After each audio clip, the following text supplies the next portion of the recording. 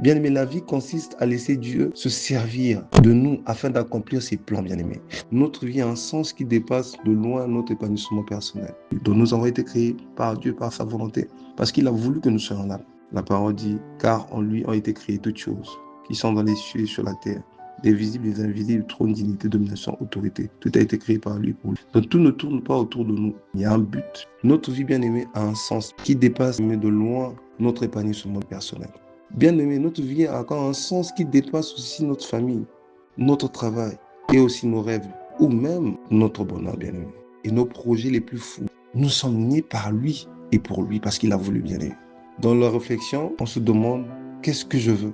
Quels sont mes objectifs, mes ambitions, mes projets d'avenir? Qu'est-ce que je veux devenir? Bien-aimé, ce n'est pas en nous concentrant sur nous-mêmes que nous découvrons le vrai sens de notre vie. La Bible dit, il tient en son pouvoir la vie de tout être, le souffle qui anime le corps de tout humain. Contrairement, bien-aimé, à ce que nous lisons souvent dans certains livres, nous ne découvrirons pas le sens de notre vie en regardant à l'intérieur de nous-mêmes. Est-ce qu'une invention peut savoir à quoi elle sert? Est-ce que l'invention peut expliquer pourquoi on l'a créée? Non, bien-aimé, ce n'est que son créateur qui possède, bien-aimé, le méthode d'emploi pour expliquer pourquoi il a créé son invention. Nous avons été faits par Dieu et pour Dieu. Et tant que, bien-aimé, nous ne comprendrons pas cela, notre vie n'aura aucun sens. Ça, c'est ce que dit Colossiens 1, verset 16. En lui ont été créées toutes les choses qui sont dans les cieux et sur la terre, les visibles et les invisibles. Tout a été créé par lui et pour lui. Tout ne tourne pas autour de nous, bien-aimés. Tout commence avec Dieu. Ne nous concentrons pas sur nous-mêmes, bien-aimés. Si nous sommes des créatures, ça veut dire que nous avons un créateur. Si nous avons un créateur, pourquoi nous nous cassons la tête, bien-aimés, à se concentrer sur nous-mêmes? Nous ne pouvons jamais trouver un sens à notre vie. Nous prenons nous-mêmes, bien-aimés, comme point de départ. Commençons avec Dieu, avec notre créateur.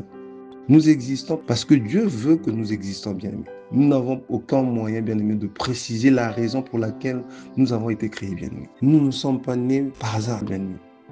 C'est uniquement en Dieu que nous découvrons, bien-aimés, l'origine de notre identité, notre raison de vivre, bien-aimés, notre valeur et notre destinée. Beaucoup d'entre nous, bien-aimés, essayent d'utiliser le Seigneur pour réaliser ses vœux.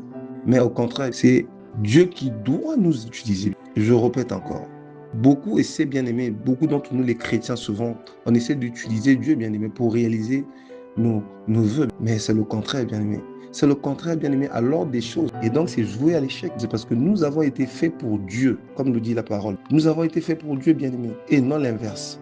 Donc, si nous avons été créés par Dieu, si Dieu nous a créés à sa guise, si Dieu nous a créés parce qu'il a un plan, bien-aimé, n'utilisons pas Dieu à notre guise. C'est une erreur grave de notre part.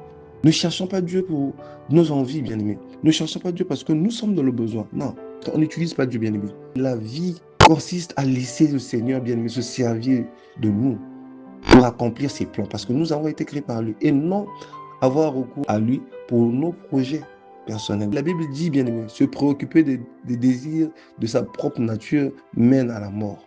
Mais se préoccuper des désirs de l'esprit, c'est mener à la vie et à la paix, bien-aimé.